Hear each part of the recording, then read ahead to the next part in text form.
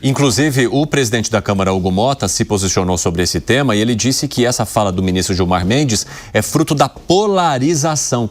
Vamos, então, conversar com a nossa Vitória Bel, que vai trazer mais detalhes para a gente dessa manifestação de Hugo Motta. Bem-vinda, Vitória. Conta aí. Boa tarde. Boa tarde, Evandro. Boa tarde a todos que nos acompanham. Pois é, o presidente da Câmara dos Deputados, Hugo Motta, participou de um evento do Portal J e comentou justamente essa decisão do ministro Gilmar Mendes, atribuiu essa decisão a uma polarização política que estaria não só atingindo o Congresso Nacional, mas também o Supremo Tribunal Federal. A gente lembra que Câmara e Supremo Tribunal Federal, ou melhor dizendo, Congresso Nacional e Supremo, já estão aí numa relação que vai e vem, né, de dificuldades e acertos há algum tempo. E essa decisão de Gilmar Mendes pode sim levar a uma situação em que a Câmara dos Deputados e o Senado Federal respondam a essa decisão de Gilmar Mendes, porque provocaria ainda mais deputados e senadores. A gente lembra também que a Comissão de Constituição e Justiça da Câmara ontem aprovou o projeto que prevê restrições e regras específicas para decisões monocráticas, mas também existe a PEC das decisões monocráticas, proposta de emenda à Constituição, que seria ainda mais dura e poderia até mesmo proibir as decisões monocráticas.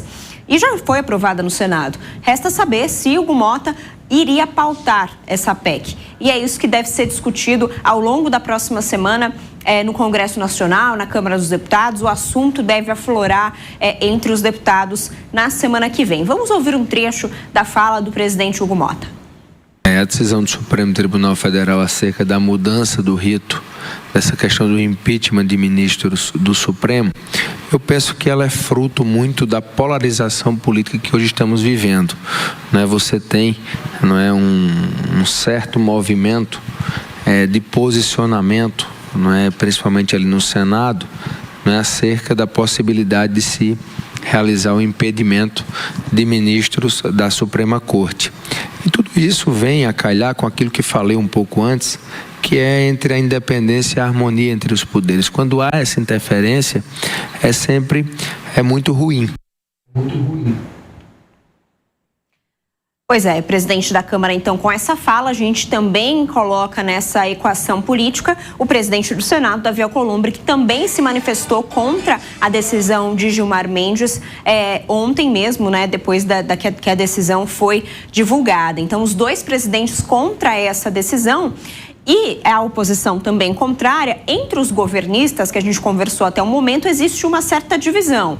Alguns apoiam, inclusive, a posição do advogado-geral da União, Jorge Messias, que tinha pedido para Gilmar Mendes rever essa decisão, mas outros governistas dizem e dão razão para Gilmar Mendes que ele deu, sim, uma decisão que está de acordo com as leis e com as mudanças necessárias que precisam ser feitas para ficar ali de acordo com a Constituição de 88. Evandro. Muito obrigado pelas informações, Vitória Bel. Um abraço para você. Ainda nessa edição, a gente vai trazer também manifestações de outros parlamentares a respeito da decisão do ministro Gilmar Mendes. Mas o que eu quero colocar aqui para o debate agora é se vocês compreendem que seria uma decisão fruto da polarização no país. É só isso, Bruno Moza? Eu não acho que seja só isso, mas claro que intensifica, no meu entender. Até porque a polarização ela faz parte de um amadurecimento da sociedade com relação à política. O mundo todo está passando por uma polarização muito grande. E é normal, conforme você vai passando níveis de maturidade, compreendendo um pouco mais as relações políticas, essa polarização ela tenderia a cair. Quanto tempo vai demorar? Eu não sei. Mas quanto mais você passa a entender de um assunto, você não necessariamente vai para o embate. Você tem mais argumentos para debater sobre aquilo. E eu não preciso, porque muitas vezes eu discordo com o Piperno, sair com falta de educação ou com gritaria. Ele tem os argumentos dele, eu tenho meus argumentos, e eu aprendo com o dele, ele aprende com o meu, e a gente vai evoluindo.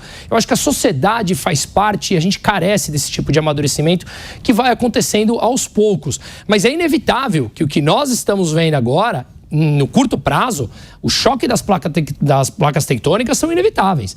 Então, os poderes começam a brigar entre eles, o próprio STF começa a ver a possibilidade de pautar impeachment, porque o Congresso está mudando e passa a ter uma força dentro da sociedade que pede isso, que clama por isso, e tudo isso é intensificado por essa polarização. Então, eu acho que, em última instância, sim, mas a pergunta é, por que tamanha polarização?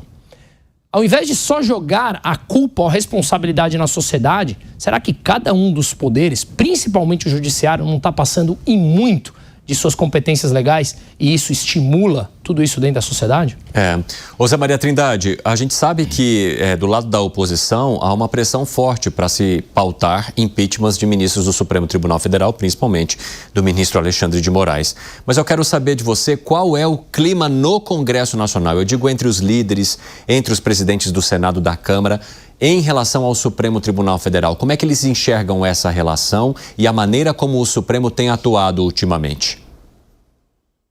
O único que defendeu até agora o Supremo foi o líder do PT, o deputado Lindbergh Farias, né, dizendo que o Supremo Tribunal Federal está interpretando uma lei e é o papel dele, uma lei antiga de 1950, que é o grande argumento, né? Mas, de maneira geral, há no mínimo um desconforto com a situação, porque a situação vai ampliando e se desequilibrando, né? O Supremo aí nessa decisão, se ela for confirmada, evidentemente pelo plenário, ela coloca, o Supremo julga o Senado e o Senado não julga o Supremo, que seria o ideal, que os dois se julgassem cruzados, porque um poder não pode se julgar, aliás, ninguém deveria ou poderia se julgar, né? Então, há um desconforto, sim, muito grande entre os líderes. E talvez seja mesmo o momento de se votar a medida provisória, uma emenda à Constituição, a PEC, ou uma lei definindo ali detalhes de um impeachment de presidente da República, eu repito, porque é uma interpretação. Nós fizemos 2 impeachments de presidentes da República através de interpretação da lei. Então, no momento desse, pode até ser que a Dilma vá ao Supremo dizer, olha, essa história está errada, eu não poderia ser julgada assim, e aí, né? O mandato já se extinguiu, já houve impeachment, assim por diante. Então, está na hora de detalhar, está na hora de regulamentar. Agora, o Congresso está mesmo querendo dar uma resposta. O pensamento médio-alto do Congresso é realmente de dar uma resposta ao Supremo. No mesmo dia que o ministro Gilmar Mendes anunciou essa sentença transferindo para a Procuradoria a abertura de processo de impeachment, a Comissão de Constituição e Justiça votou uma lei e mandou para o Senado proibindo a decisão monocrática contra a lei. Exatamente, Zé Maria Trindade. Agora, 4 horas e 27 minutos. Vocês que nos acompanham pela rádio, um rápido intervalo, daqui a pouco espero vocês. Nas outras plataformas seguimos. Quero te ouvir, Piperno, vai lá. Claro que essas ações, elas vão provocar reações, isso é óbvio. Mas veja, eu insisto na questão da banalização de pedidos de impeachment também. Porque, por exemplo, em relação ao presidente Bolsonaro, eram mais de 150. Arthur Lira era o presidente da Câmara, ele sentava em cima de todos eles e fim de conversa. Mandava tudo pro freezer depois. Aí veio o presidente Lula. Toda hora tem algum pedido de impeachment. Aliás, um dia a gente ouviu um deputado aqui, o deputado Sanderson. Ele falou, porque já em janeiro de 23 eu entrei com um pedido de impeachment. Isso aí, orgulhou disso e tal. Mal o eleito tinha tomado posse, já tinha um pedido de impeachment. Então tem pedido de impeachment de todo mundo a toda hora. Muitas vezes para marcar posição. Isso é legítimo, há previsão constitucional disso, mas também, a banalização, ela não faz bem. Você vai pedir impeachment de autoridade por qualquer motivo. Como os argumentos do ministro Gilmar Mendes, eles são ruins. Eu acho que não dá para equiparar o rito de um processo de impeachment de um presidente da República com o do ministro do STF. O presidente da República é uma autoridade maior. Agora, ele tem um mandato estipulado. O ministro do STF ele tem um limite de idade. São naturezas diferentes. Portanto, eu acho que foi realmente muito infeliz a ação dele. Eu concordo com muitas das coisas, das ações e das decisões do STF, discordo de algumas outras, mas eu acho que agora ele foi tremendamente infeliz. E mais do que isso, o ministro que hoje tem o apoio de um lado, amanhã depois ele pode ter a oposição desse mesmo lado. Gilmar Mendes foi o responsável por impedir o presidente Lula de se tornar ministro da Dilma. Hoje a correlação mudou. Alexandre de Moraes foi indicado pelo presidente Temer, era abominado pela esquerda, hoje ele é odiado pela direita. Então essas coisas mudam e eles precisam ter muito cuidado. Exatamente, ainda mais aqui no Brasil, nada é previsível, né? Até o passado é incerto. Até o passado é incerto, exatamente. Inclusive, o presidente da CPMI e do INSS, o senador Carlos Viana, defendeu o mandato fixo para ministros do Supremo Tribunal Federal. Vamos acompanhar. Nós precisamos pensar mandato para os ministros do Supremo. 10 anos para renovar a corte. É impraticável. Essa decisão de 88 foi ruim para o país. A gente manter lá ministros que ficam 40 anos, 35 anos, isso está errado. A gente tem que colocar mandato, renovar a corte. Outro ponto, trazemos de volta um projeto que também está na Câmara, que muda a forma de indicação. E aí volta o debate sobre mandatos para os ministros do Supremo Tribunal Federal, que eles tenham um prazo, que tenha um rodízio, né, em que indicações aconteçam, por exemplo, no prazo de 10 anos, como falou ali o senador Carlos Viana. Você acha que é algo que pode funcionar, Piperno? Mandato para ministro do Supremo Tribunal Federal? Eu acho ruim mexer na regra, porque daqui a pouco vem uma outra leva de parlamentares e fala, não, isso também não ficou bom, vamos pegar e reformular tudo. Eu citava aqui o senador Rodrigo Pacheco, porque ele defendeu, inspirado na Constituição alemã, que os ministros tivessem mandatos de 12 anos. Mas por que não deixar do jeito que está? Olha, lá nos Estados Unidos, eu repito isso, que foi quem inspirou o Brasil, sabe, os mandatos eles são vitalícios. Aqui no Brasil se estipulou um limite de idade. Então não é bom ficar mexendo nisso a todo instante. Piperno, eu percebo que há um grande incômodo da sua parte na quantidade de vezes que se mexe em leis aqui no Brasil. Tá, né? Muito. Mas é que o Brasil é um país, o Brasil é um país muito novo, né, Piperno? A gente sabe que grande parte das coisas, instituições, etc., não estão funcionando corretamente. E esquece, não estou falando de esquerda e direita aqui não, tá? Estou falando como país como um todo. Então, acho que o aperfeiçoamento das regras faz parte de um país que está tentando se achar no meio do caminho. E o que eu tenderia, veja, não é meu tema de discussão, não é onde eu tenho profundo conhecimento, mas o que me vem à cabeça? Quando você tem mandatos muito extensos, o ser humano, no geral, ele funciona através de incentivos. E quando você deixa de ter todos os incentivos, uma vez que o financeiro passa de ser, nós vimos agora um estudo que saiu essa semana mostrando que tem juízes que ganham R$1 milhão por mês. Ou seja, isso é muito acima do teto constitucional de 46 mil. Em poder de paridade de compra, significa, segundo esse estudo, que o Brasil gasta 8 bilhões de dólares por ano com os salários, os super salários dessas 53 mil servidores. O segundo colocado é a Argentina, gastando 380 milhões contra 8 bilhões do Brasil. Então, meu ponto é, a regra não está funcionando. Será que não faz parte, no curto prazo, de buscar aperfeiçoamentos? E quando você tem mandatos tão longos, onde o incentivo financeiro está dado aí, baseado nesse estudo, grande parte desses são servidores do judiciário, você não tem mais o incentivo financeiro, porque eles estão cheios de dinheiro, e você não tem um incentivo ou receio de perder o cargo por nada. Então, qual é o teu incentivo a ter um bom trabalho? Eu acredito realmente que o ser humano funciona sob pressão, sob meritocracia, com hierarquia e com pressão de resultados. Se você não tem pressão por resultados, você deita no berço esplêndido, como muito bem fala o hino brasileiro. Fala, Piperno, você discorda? É que aqui no Brasil essas motivações elas sempre são muito casuísticas. Então, eu discordo dessas decisões deles. Então vamos mudar, então vamos trocar a regra. Veja, isso não pode ser assim, até porque amanhã depois vem uma renovação, vem uma outra geração de parlamentares e fala, pera lá, isso não está bom. Eu preciso, por exemplo, agora de um ministro do STF que mexa mais na economia, por exemplo.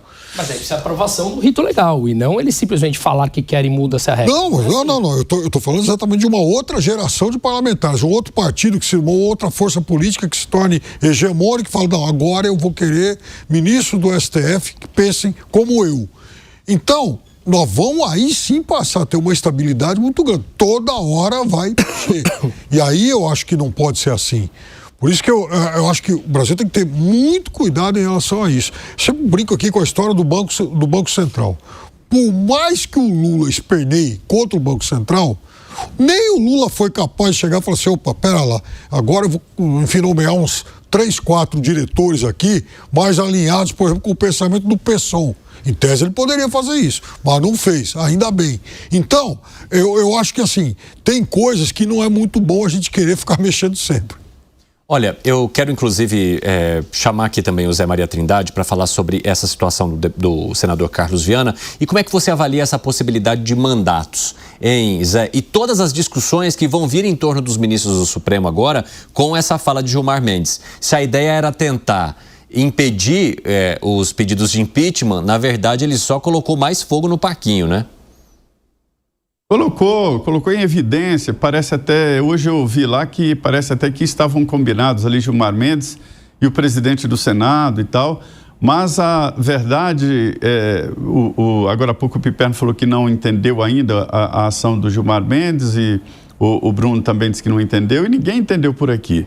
E é a avaliação do momento, porque todos sabem, me disseram também uma frase, eu não dou o direito de inocência para o Gilmar Mendes. Ele sabe o que está fazendo. Ele não acordou de manhã e falou, eu vou mudar esse negócio aqui. Não. Isso faz parte de algum processo que eu, pelo menos, não estou entendendo completamente. E é fácil dizer, por conta das eleições do ano que vem e a tentativa de hegemonia aí da direita e fazer impeachment de ministro. Pode ser, mas não está comprovado o que moveu o ministro Gilmar Mendes a dar essa decisão que já estava lá há muito tempo, né? Esta é uma realidade, ninguém sabe. Agora, essa história de mandato, existem lá vários projetos, mais de 10. A última vez que eu vi, tinha 10 projetos. Eu sei que entraram outros mexendo nos mandatos dos ministros. Mas é bom lembrar que só vale para os próximos, mesmo que seja aprovado, né? Só vale para os próximos que forem indicados para mandatos fixos. Mas veja bem, durante o processo constituinte, esse foi um debate muito forte sobre como o Supremo Tribunal deveria ser feito. E aí, Oscar Correia, que tomou conta exatamente dessa Oscar Correia Júnior, filho de Oscar Correia, que foi ministro, né? Ele foi o coordenador dessa parte aí da formação do Estado, né? A participação do Supremo, ministros e tal. E nesse debate, porque a Assembleia Nacional Constituinte foi dividida ali em várias etapas e vários coordenadores. E lá apareceu assim, se colocarmos um mandato para ministro do Supremo, nós vamos criar uma nova linha de advocacia, porque o ministro, quando sai do Supremo, ele sai cheio de informações e de amizades no próprio Supremo e o gabinete dele vai encher de pedidos de parecer, de defesas caras e tal. Então é bom que o ministro vá aprendendo e passe governos. Daqui a pouco ele estará num governo que nem existia quando ele entrou, não existia nem articulação. Então, assim, tem raciocínio para todo lado. Eu acho que deve ficar como está. A inspiração é na Suprema Corte mesmo, dos Estados Unidos, né? E o presidente, quando indica, ele vem ungido pelas urnas. A gente tem a mania de ser muito individualista ali do momento. Lula. Não, o próximo presidente da República virá ungido pelas urnas e vai indicar o ministro. O Senado é que tem que fazer o papel de fazer uma sabatina séria, de não aceitar encontros fechados e de fazer uma sabatina aberta e aprovar ou rejeitar a indicação do presidente, se o Senado entender que o indicado não tem os pressupostos legais, né? O que está acontecendo é uma briga e transformando o Supremo numa ação política, e isso não deveria. Olha, daqui a pouco nós vamos